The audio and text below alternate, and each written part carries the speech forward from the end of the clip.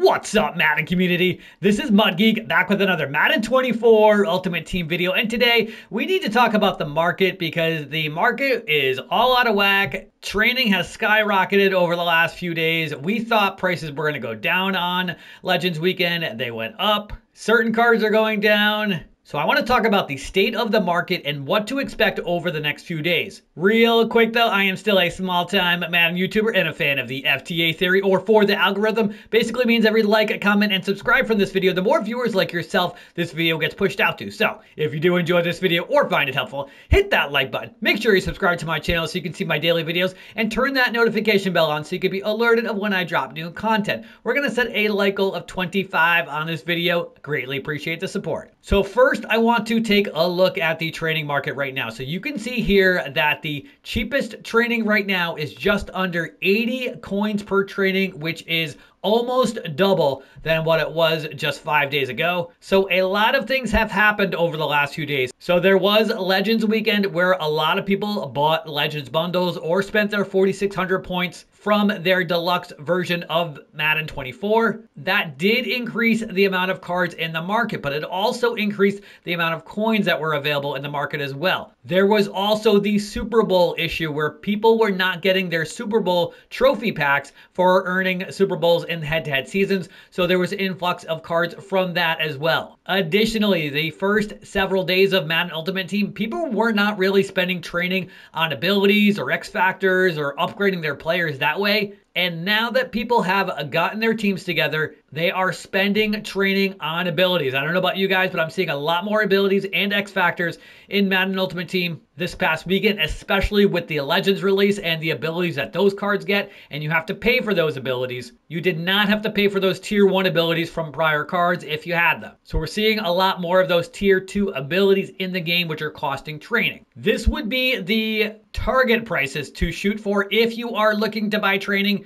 81 overalls right now at 13.8K is the lowest training, with 83s right behind them at 35.4K. It is going to be pretty tough over the next couple of days to get training lower than that, based on the fact that we don't have any new promos coming into the game until Headliners Part 2 comes out. We're still in that lull before the actual season starts. I was hoping we were going to get Team of the Week preseason this week, but it does not look like that's going to happen. This is the content schedule for this week. We do have Headliners Part 2 coming, and then of course Legends coming on Saturday. There is no day for Headliners Part 2. I would expect Headliners Part 2 probably will be coming into the game either Thursday or Friday this week, based on the fact that the Good Morning Madden stream is scheduled for this coming Thursday, August 24th. Remember that new promos during the week will be targeted for 1:30 p.m. Eastern time, so we are going to have that stream on Thursday morning. We could see Headliners Part 2 that day on Thursday. We might not see them until Friday. Last year, promos were on Fridays.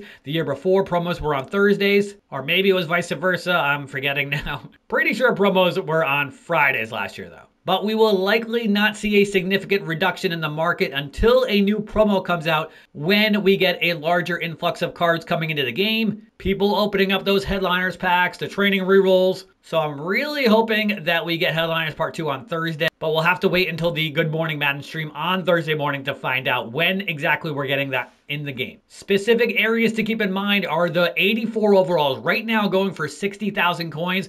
Those were going for about 35,000 coins when Part 1 came out. So I definitely expect those to come down in price. You could probably expect the other Headliners Part 1 Masters to come down in price because those hero cards will be more available, which means their prices will be lower, which means the 87s will be lower as well. So at this point, I want to take a look at some specific cards and how they've been trending over the last week since the game came out just 8 days ago. So first here, I've got some newer cards here. We've got Devin Hester. Right now, he's going for about 350,000 coins.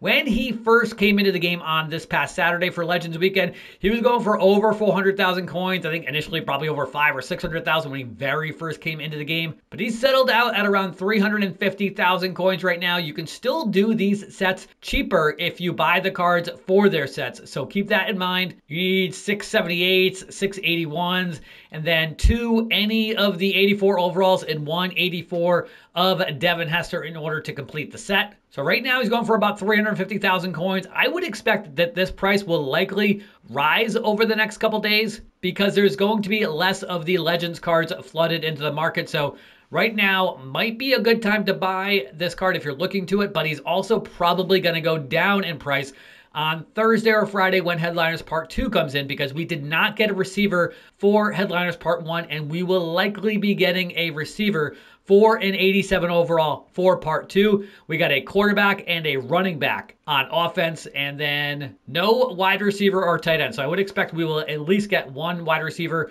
for Headliners Part 2. So that could potentially bring down his price then if people want to sell off Devin Hester for the new best wide receiver, although they may just want to keep both of them since Devin Hester obviously is the fastest receiver in the game right now. Next, we have Ed Reed. So Ed Reed is a free safety. There is already the Cameron Curl safety card for the Headliners Part 2 promo, so I would be very surprised if we got another safety for Part 2.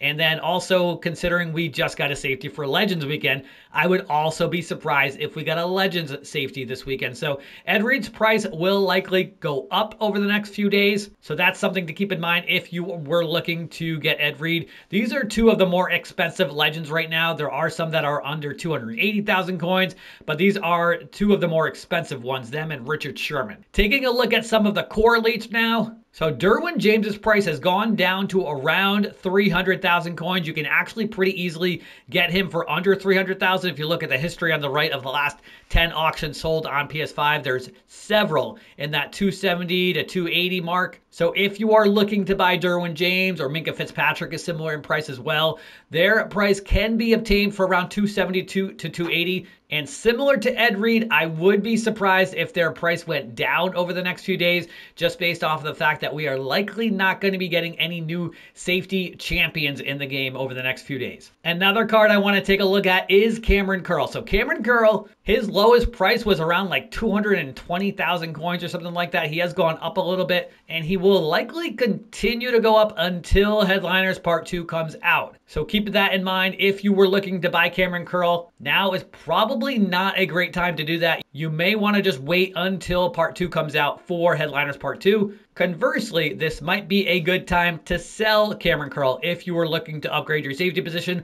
although he is one of the two best safeties in the game right now between him and Ed Reed, so obviously keep that in mind. Taking a look at one of our top two wide receivers in the game, Tyreek Hill, who has 86 speed on his card. I still can't believe that his card is still going for almost 500,000 coins. That is nuts. I'm running a Dolphins team. I do not have Tyreek Hill because I did not want to pay 500,000 coins. This is a tough one because how long can his price maintain around this price? I don't know. He was sitting around 550 to almost 600,000 coins over the weekend. He's come down quite a bit. Is his price going to stay? I would be very surprised if it did. I really feel like we're going to get a wide receiver champion for Headliners Part 2. And if we do, between that card and then Devin Hester, those prices will be significantly cheaper than Tyreek Hill's. And Tyreek Hill doesn't have any abilities. So I don't feel like his price is a sustainable amount. I feel like right now is probably a good time to sell this card if you have this card and are looking to potentially upgrade your wide receiver position this week. I do believe his price is going to come down pretty significantly, probably in that 270 to 300,000 coin mark once Headliners Part 2 comes out, assuming we get a wide receiver for a champion. Another card I want to talk about is Aaron Donald. So he is very similar to Tyreek Hill, where he's a very sought after Madden Ultimate Team card. It's actually kind of surprising that his price has stayed this way, considering we got Aiden Hutchinson and Javon Curse in the game, and both of those cards are significantly lower in price, and Aaron Donald does not have ability. So you would think that that would bring down his price, but it has not. People still really want Aaron Donald on their team, and clearly they are willing to pay for it, as you can see by the right-hand column. His price is still well over both Aiden Hutchinson and Javon Curse's, and Javon Curse at least is better than Aaron Donald. Not sure I would put Aiden Hutchinson's 87 overall above Aaron Donald's 86 overall. I feel like Donald is still the better card, but is he worth 150K more than Aiden Hutchinson? Probably not. And then the last card I want to take a look at is Creed Humphrey here. So Creed Humphrey is an 86 overall center. There's a couple 86 overall centers in the game, but you can see that there are many of him selling for under 200,000 coins. As you can see on the right-hand side, his average is probably around 200,000 coins. You do definitely have to get lucky and be able to snipe something as low as 150,000 coins, or one sold for 124,000 coins. That's pretty crazy. But this just speaks to the fact that certain positions are just not going to be as high as others. People want the top wide receiver, the top quarterback, the top running back, the top safeties and corners, even pass rushers. But when it comes to offensive linemen, people are willing to get an 84 overall or an 85 overall, which just decreases the demand for these higher 86 overall offensive linemen. So keep that in mind if you are looking to buy or sell cards, that these prices should not be going as high as some of those other skill position players. So with all that being said, is now a good time to sell or a good time to buy? Well, I would take several things into consideration. One, what did you buy the card for if you're looking to sell it? Is it selling more now than what you bought it for? Or is it selling less now than what you bought it for? A lot of people like to play the game of how much coins can I make from an investment, or I just used this card for the last week, but it's gone up in price now. Is it going to go down? I'm a big fan of the theory, any profit is good profit. So if you can make profit after the tax, and if you're looking to potentially upgrade a card that could be getting a new card for Headliners Part 2 or even Legends this weekend, that it may be a good opportunity to sell over the next couple days, especially for those cards that are still high in price, like Aaron Donald, like Tyreek Hill. Right now, selling Creed Humphrey, probably not going to matter if you sell them now or if you sell them on Thursday or Friday. Ed Reed and Devin Hester, cards like that for Legends, those are probably going to go up over the next couple days, especially Ed Reed, where I would be highly surprised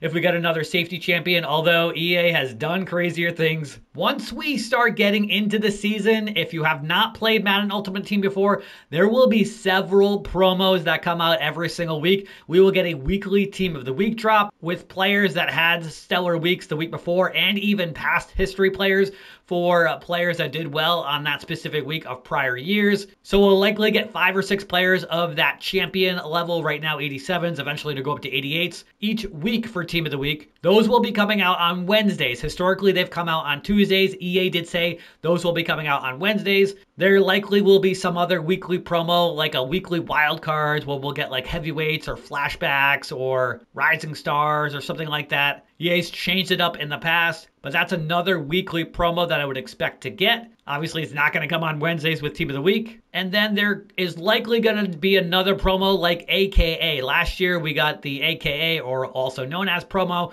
which was one of the best promos all year. We got that every single Monday. So last year we had AKA on Mondays, Team of the Week on Tuesdays. Wednesdays was the weekly wild cards. And then we got the new promos on either Thursday or Fridays, which was like Headliners, the Ultimate Kickoff, eventually moved into like Most Feared and Harvest promos. So we'll have one of those promos every single week as well. So that's all on top of Legends. So there's usually 5 full days of content. If you have not played Madden Ultimate Team in the past, do not judge the content schedule based off of these first couple weeks, because this is nothing compared to what we are going to see once the actual season starts. And once that happens, we'll get a better feel of what we can expect for the market to happen on a daily and weekly basis. There are certain days that are better to sell cards than others, and certain days that you want to buy cards over others. I'm going to try to do a weekly market analysis each week, but that is it for today's video, guys. If you do enjoy these type of market analysis videos,